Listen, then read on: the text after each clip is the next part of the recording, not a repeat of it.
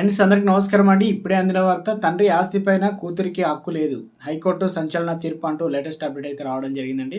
So ఆ వివరాలు ఏంటనేది మన వీడియో రూపంలో తెలుస్తుంది. వీడియోని పూర్తిగా చూడండి, కంప్లీట్ ఇన్ఫర్మేషన్ అనేది అర్థమవుతుందండి.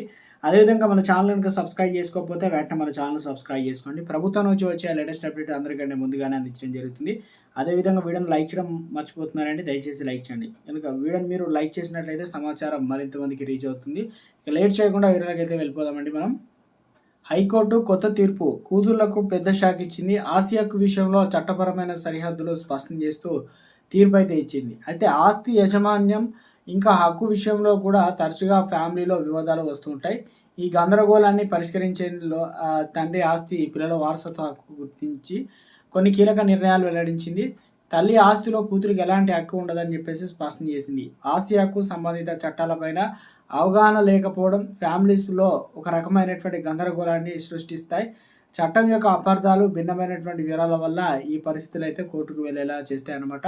ఇక తాజాగా ఒక కేసులో తల్లి ఆస్తికి సంబంధించినటువంటిది కూతురు ఆమె భర్త ఆస్తి హక్కు కోసం హైకోర్టును ఆశ్రయించారు. కేసు పరిశీలించిన వారు తమ పేరిట ఉన్నటువంటి ఆస్తి తప్ప ప్రత్యేకమైన హక్కులు కూడా ఉండొద్దని చెప్పేసి స్పష్టం చేసింది.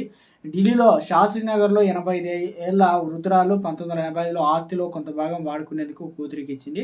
అయితే అప్పుడు ఆ ఆస్తి తమదే అంటూ వారు కోర్టును ఆశ్రయించారు. అయితే తల్లి ఆస్తి పైన ఆమె అనుమతి లేనిదే ఆస్తిని ఎవరికీ చెందదని చెప్పేసి కోర్టు అయితే స్పష్టం చేసింది.